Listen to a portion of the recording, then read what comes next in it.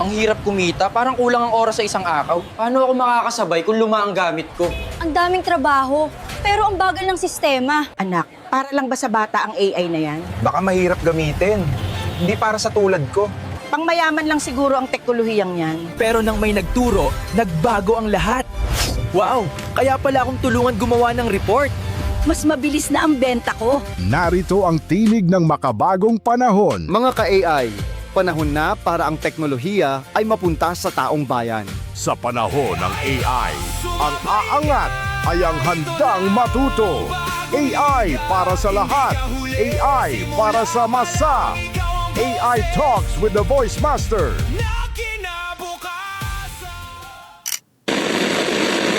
Welcome to the AI Talks with the Voice Master. Mula sa puso ng bayan hanggang sa dulo ng keyboard ng masa. Ito ang unang radyo at podcast show para sa AI ng mga ordinaryong Pilipino. Ito ang kwento ng AI na abot kamay ni Juan at Juana. Mga tanong mo, sasagutin natin. Mga kwento mo, itatampok natin. Dito, ang AI hindi lang para sa techie, kundi para sa tagakanto, guro, estudyante, OFW at bawat Juan at Juana. Kasama ang nag-iisang the AI Voice Master of the Philippines, Pocholo De Leon Gonzalez. Ito ang AI Talks with the Voice Master. Dito lang sa Radyo Pilipinas. Hello, great day mabuhay. Isang mapagpala at mapagpalayang araw na naman sa inyo ng Sabado, mga ka-AI, mga authentic innovators. Ako po si Pocholo De Leon Gonzalez, the AI Voice Master of the Philippines. At ngayon, araw na ito, ibang klaseng broadcast. Wala ako sa studio, wala ako sa opisina, wala ako sa classroom. Ayan. Pero nasa tren ako dito sa United Kingdom. Bumabiyahe mula London hanggang Sunderland. At habang tumatakbo ang tren, alam mo, isang tanong lang ang paulit-ulit na bumubulong sa isip ko. Paano kaya kung ganito ang transportation system sa Pilipinas? No, pasensya na kayo. Medyo bawal kasing yung hyper dito eh. Maraming tao dito sa tren. Bawal mag-ingay. Paano kaya kung ang ordinaryong Pilipino mula Bulacan hanggang Makati, mula Cavite hanggang Quezon City, mula Laguna hanggang Manila, hindi na kailangan makipagsiksikan ng ilang oras sa traffic?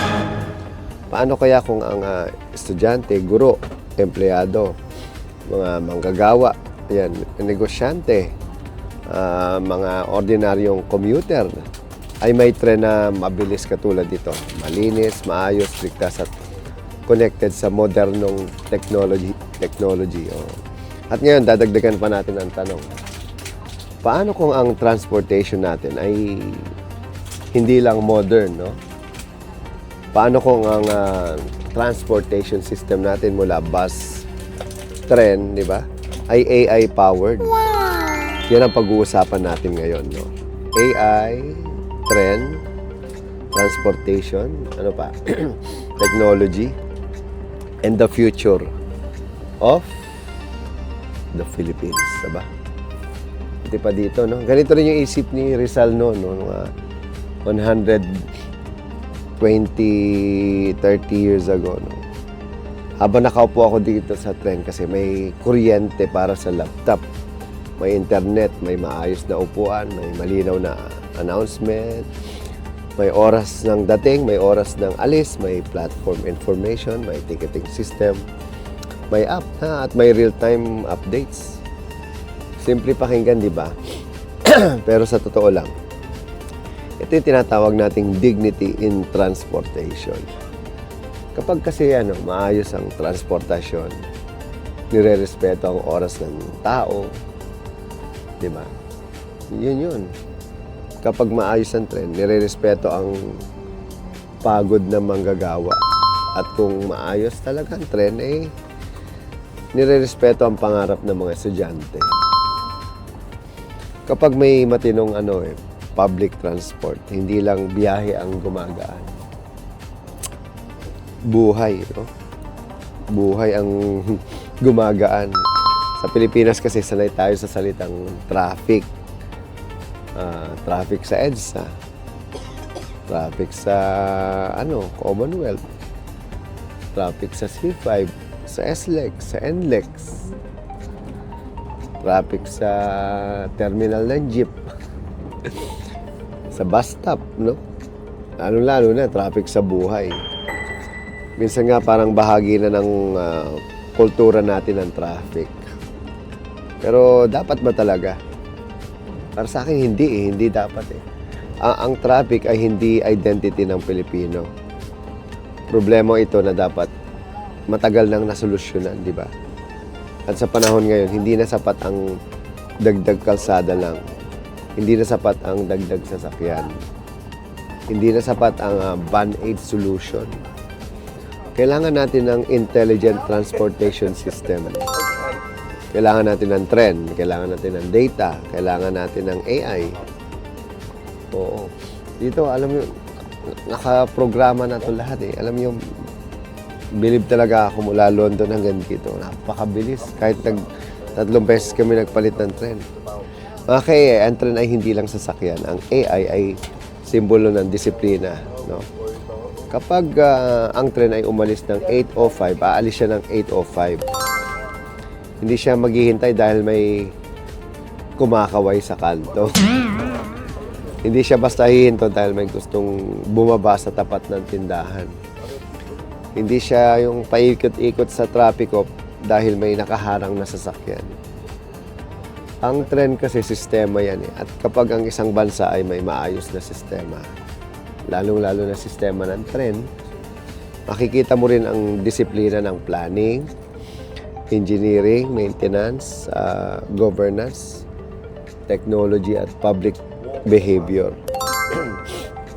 Dito ka bibili sa mga British. Sobrang organized sila. Kaya habang nandito ako sa trend papuntang Sunderland, siyempre naisip ko ang Pilipinas, hindi tayo kulang sa talento, hindi tayo kulang sa talino, hindi tayo kulang sa mga engineers, planners, programmers, data scientists, mga AI specialists, pati nga mga voice talent at communicators, no, at mga innovators. Ang kailangan natin ay integration. Ang kailangan natin ay political will. No? Ano pa? Kailangan natin ay long-term thinking. O yan. So, ang problema kasi sa atin, madalas ang transport solution ay project-based lang. Pero ang kailangan ng bansa ay system-based. Hindi lang isang linya ng tren, hindi lang isang subway, hindi lang isang bus lane, hindi lang isang app. No? Kailangan buong sistema yan. Kailangan buong ecosystem. Diba? Tren, bus, jeepney, ferry, bike lanes, walkways, payment system, passenger information, safety monitoring, traffic management, weather forecasting, no? Maintenance and customer service. Lahat kasi yan connected. At dito papasok yung AI or artificial intelligence. Kasi isipin nyo 2026 pa lang, paano pag 2036 na? No? Anong meron sa mundo at ang Pilipinas bulok pa rin? Lalo-lalo na dyan sa Senado. Kapag sinabi nating AI sa transportation, hindi ibig sabihin robot driver agad. Hindi ibig sabihin lumilipad na kotse o science fiction agad. AI in transportation means smarter decisions using data. Okay? Ibig sabihin, hindi hula-hula lang, no? Hindi bara-bara, hindi tsamba. Ang AI ay pwedeng tumulong sa 5 malalaking bagay. Una, predictive maintenance. Ibig sabihin, bago pa masira ang tren, bago pa magkaroon ng aberya, bago pa maantala ang libo-libong pasahero, kaya nang makita ng system ang possible problem. Sa Pilipinas kasi, madalas reactive tayo. Okay? Nasira muna bago inayos. Ganun. Bumaha muna bago naghanda. Ayan. Nagka-crisis muna bago gumawa ng plano. Ayan. Sunderland. Ayan. So, alam nyo, sa AI-powered transportation, ang goal ay predict and prevent. Ayan. Hindi yung hintay at dasal parang sa MRT at LRT. Hindi mo alam kung ano mangyayari, di ba? Napakakawawa talaga yung mga pasahero dyan. Pangalawa, passenger demand forecasting. Ibig sabihin, kaya ng AI hulaan kung kailan dadami ang pasahero. Sa Lunes ng umaga, syempre maraming pasahero yan. Sa Sweldo Day, concert sa MOA, bagyo sa hapon. Ganun ba? Siyempre sa pasukan, dapat napipredict na rin yan yung holiday rush, mga event, no? Sa mga concert, yan, may rally, may mga saradong kalsada, may flight delays. Kasi kung may sapat na data, parang, alam mo yun, kayang tumulong ng AI para sabihin kung saan dapat magdagdag at dagdagan ng trend. Yung bus, security, ticketing system, at crowd control. Hindi na kailangang magulat lagi. Ganun. Pangatlo, real-time traffic and route management. Sa Pilipinas kasi maraming oras ang nawawala dahil hindi integrated ang information, no? Ayan, hindi alam ng commuter kung saan may delay. Ayan, hindi alam ng commuter kung saan may delay, di ba? Hindi alam ng driver kung saan yung reroute. At hindi alam ng transport operator kung nasaan yung nagsisiksikan yung mga tao. Imagine niyo to. Imagine niyo lang isang national mobility app. O nga, no? Gawa ka ng app. Makikita mo ang tren, bus, jeepney, ferry, at walking route o route, no? Makikita mo kung puno na ang platform, makikita mo kung may delay, makikita mo ang pinakamabilis, pinakamura at pinakakomportableng route. Tapos ang system mismo gumagamit ng AI para mag-adjust sa totoong nangyayari. Yan ang tunay na smart city. Hindi lang puro camera sa poste. Di ba? Dito sa Pilipinas kasi binabantayan yung mga magnanakaw. Di ba? Kahit may camera na huli na, hindi pa rin hinuhuli. Yan, smart city means smart service for real people. At pang-apat, safety and security. AI can help detect unusual crowd behavior. Mga unattended baggage, accidents, platform, overcrowding, mga fire risk, flooding, road incidents, and emergency patterns. Yan, ginagawa na yan ng IRA actually. Kila Jason De La Rosa. Pero importante ito mga ka-AI. Ang AI sa security ay dapat may ethics. Hindi pwedeng puro surveillance lang. Oo. Hindi pwedeng ginagamit para manghimasok ng privacy ng tao. Alam nyo, kailangan malinaw ang rules, no? Kailangan may accountability. Kailangan protektado ang data ng commuter. Kasi ang AI na walang ethics, delikado yan. Pero ang AI na may malasakit, may batas, may transparency, at may human oversight, malaking tulong sa kaligtasan yan. At panglima, customer experience. Siyempre, dito pumapasok ang boses. Imagine kung ang trend announcement o mga train announcement natin ay malinaw, multilingual, natural at accessible. Like Filipino, English, Cebuano, Ilocano, Hiligaynon. May imagine niyo pati Kapampangan, Waray. So, mga Bicolano, yan. So, imagine mo kung, di ba? Even sign language integration sa screen. Yan, sa screen may nagsa-sign language. Imagine kung may AI voice assistant sa stations na pwedeng tanungin ng pasahero. Yung tipong, saan po ba ang sakayan papuntang Cubao? Aba? All roads leads to Cubao nga eh. So anong platform ng tren ang papuntang Calamba? May elevator po ba sa senior citizen? So paano po pumunta sa airport? At sasagutin ang system sa malinaw, magalang at 'di ba? Sasagot yung system ng gusto niyang language. At dito papasok ang AI voice technology. Dito papasok ang Filipino AI voice datasets.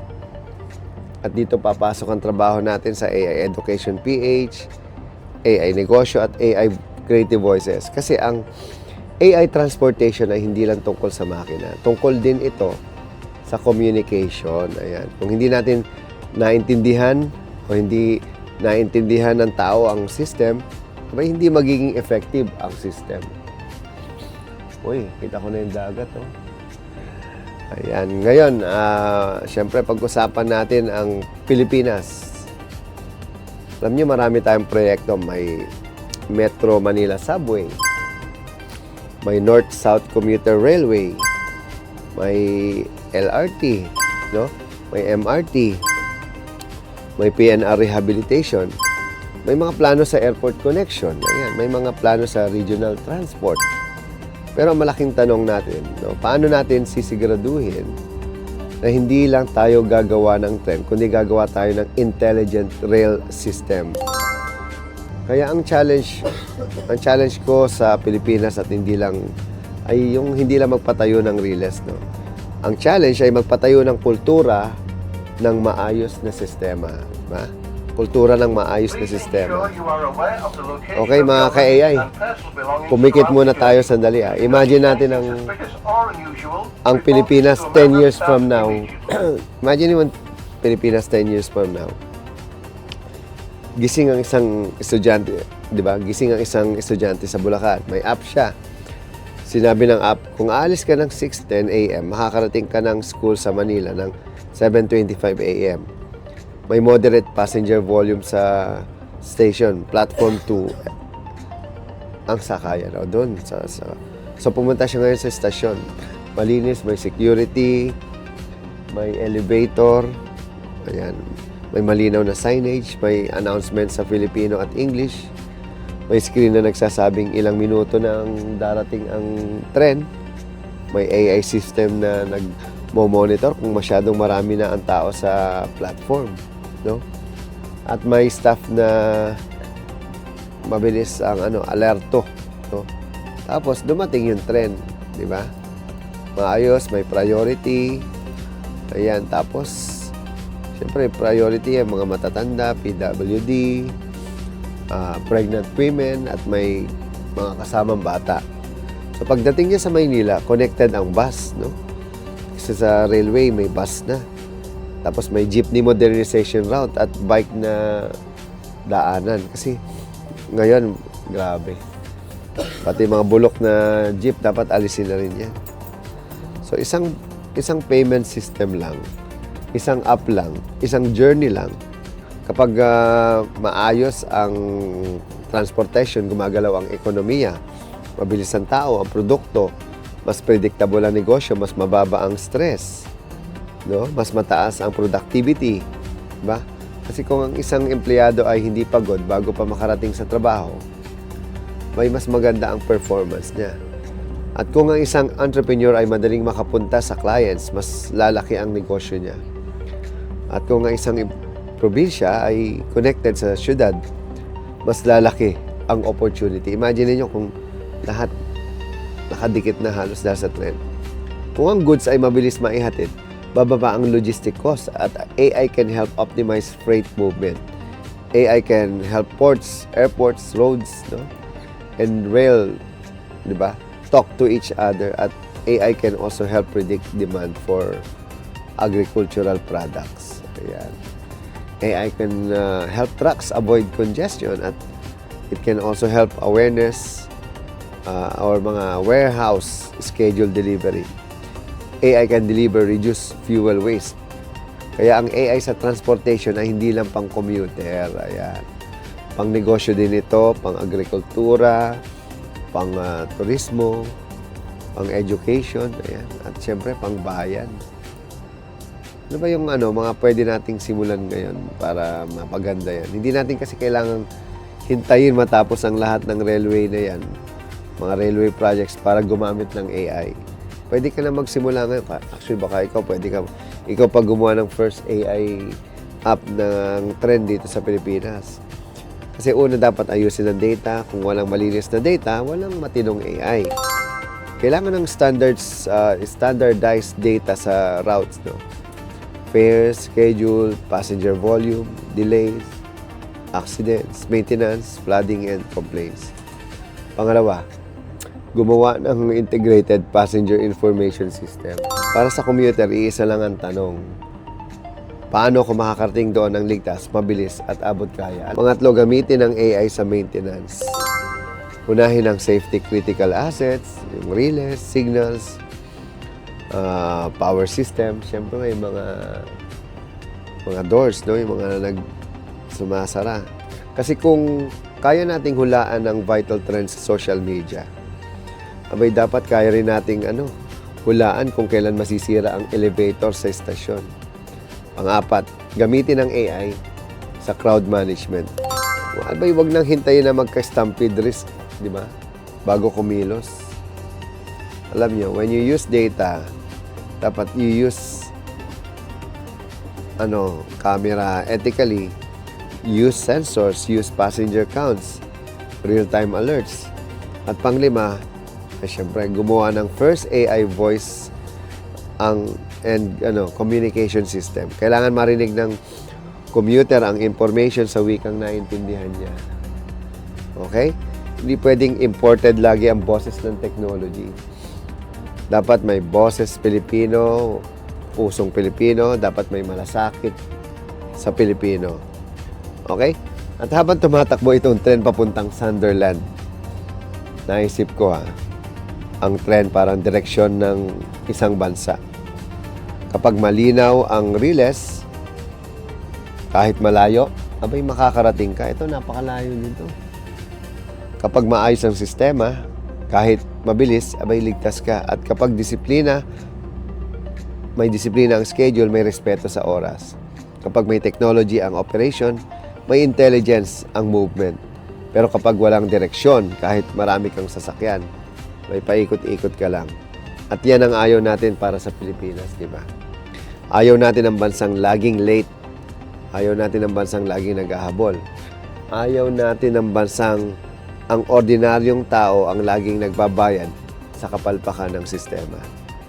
Gusto natin ang Pilipinas na gumagalaw ng may talino. Gusto natin ang Pilipinas na connected. Gusto natin ang Pilipinas na hindi lang gumagamit ng AI para gumawa ng picture, video o caption. Gusto natin ang Pilipinas na gumagamit ng AI para ayusin ang buhay ng tao. AI sa transportasyon, commuters, safety, productivity, at dignity for AI for every Filipino.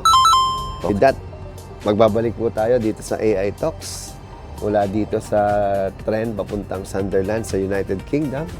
Ito po ang Voice Master ng Pilipinas. Magbabalik po tayo mamaya para sa AI 101, AI, balitang AI at syempre sa AI and personal at marami tayo. Meron na naman tayong bisita. So with that, see you later. God bless. Thanks. At ito ang AI 101, ang inyong unang hakbang sa mas malalim na kaalaman sa mundo ng Artificial Intelligence. Great day, mga ka-AI. May tanong ako sa inyo. Paano kung ang robot ay kayang tumakbo kasabay ng tao? Hindi lang iyon. Kaya rin nitong mag-isip at mag-react mas mabilis pa sa atin. Sa loob ng maraming taon, ang humanoid robots ay limitado sa simpleng galaw, mabagal, hindi stable, at kadalasang ginagamit lang sa controlled environments.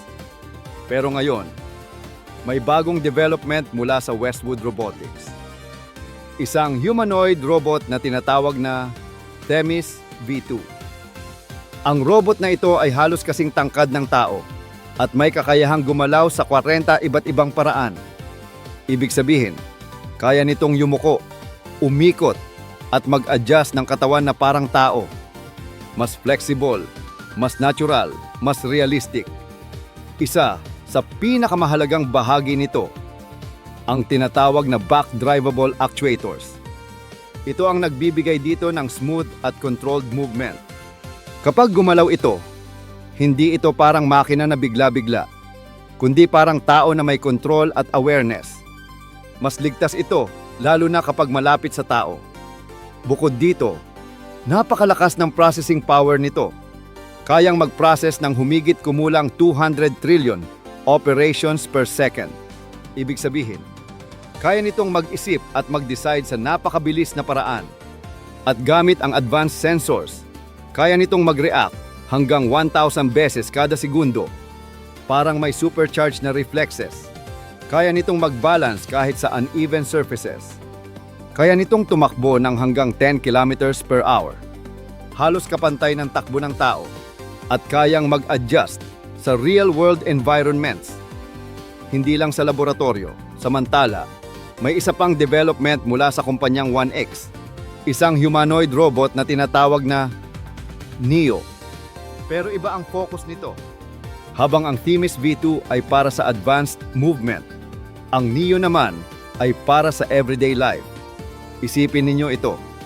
Isang robot na naglo-load ng dishwasher, nag-aayos ng unan, at naglilinis ng paligid. Mag-isa. Walang remote control. Walang tao sa likod. Lahat ay ginagawa nito gamit ang sariling decision making. At dito nagiging mahalaga ang salitang autonomy.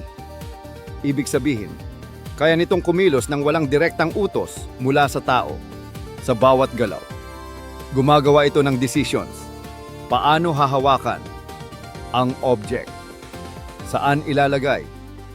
Paano magbabalance? Mga simpleng gawain na sa totoo lang ay napakakomplikado para sa isang makina. At para magawa ito, gumagamit ang system ng reinforcement learning. Natuto ito sa pamamagitan ng experience. Nagkakamali, nag-a-adjust, at patuloy na gumagaling. Ang target environment nito, ang tahanan. Isang lugar na puno ng unpredictability. May kalat, may tao, may alagang hayop, at bawat sitwasyon ay iba-iba. Ito ang tinatawag nilang final boss ng robotics. Dahil kung kaya mong mag-function sa isang chaotic environment, kaya mo na halos kahit saan. Kung pagsasamahin natin ang dalawang developments na ito, isang robot na kayang tumakbo at mag-balance sa real world, at isang robot na kayang gumawa ng daily tasks sa bahay. Isang bagay ang malinaw. Ang humanoid robots ay hindi na lamang pang demo. Unti-unti na silang nagiging praktikal, nagiging bahagi ng totoong buhay. Kaya ang tanong ngayon ay hindi, kaya bang gumalaw ng robot katulad ng tao? Ang mas mahalagang tanong ay, handa na ba tayo na makasama sila sa ating araw-araw na buhay? Dahil sa huli, ang teknolohiya ay hindi lang tungkol sa kakayahan. Ito ay tungkol sa kung paano natin ito gagamitin bilang katuwang. Muling magbabalik ang The AI Talks with the Voice Master. Huwag kayong aalis, babalik kami.